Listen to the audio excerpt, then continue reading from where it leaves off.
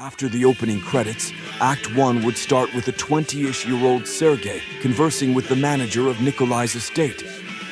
Their conversation would reveal Nikolai to have died recently, and that with Anna and Nikolai now deceased, the entire Kravenov estate would belong to Sergei. Sergei would look over the documents relating to the finances of the estate, scoffing about his father's poor business ventures and decision-making, which supposedly contributed heavily to much of the estate's loss of income.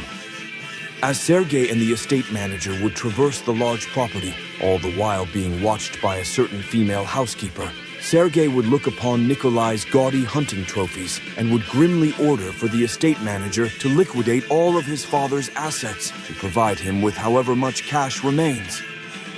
Sonia Smerdyakova, the housekeeper previously seen, would tearfully approach Sergei after the estate manager would depart, begging him not to leave her and her son Dmitri, Sergei's half-brother, with nothing. Sergei would coldly respond that his father always resented the two of them, only housing them out of a sense of responsibility for his greatest lapse in judgment. He would accuse Sonia of seducing Nikolai not long after Anna's mental breakdown and subsequent incarceration within a mental institute. Though Sonia would contest this, stating that Nikolai and she were in love, Sergei would flatly respond that she and her bastard are on their own now. The effeminate teenage Dmitri would then approach Sergei, pleading for his brother not to toss him and his mother aside like garbage. But Sergei would roughly shove him aside, stating that he's not worthy enough to call himself his brother.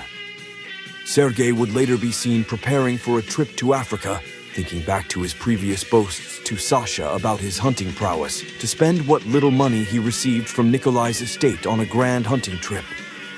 On his way to the airport, he would explain to his driver that he planned to stalk a particularly fearsome lion that was the only beast to have ever bested Nikolai, to finally prove his worth, though would subtly hint with wordplay that he doesn't plan on ever returning from the trip, intending to either die during this hunt or take his life upon its conclusion. Once in Africa, Sergei would hire a man named Mwanga, an associate of Nikolai's whom the latter had helped off the African streets years ago when Mwanga was a mere 4 years of age, to serve as a guide while on the African safari, even coming to live alongside him and his family in his home village. Sergei would prove to be a natural hunter, greatly impressing Mwanga, with him claiming that Sergei's promise would have his skill rivaling that of Nikolai's after not too long.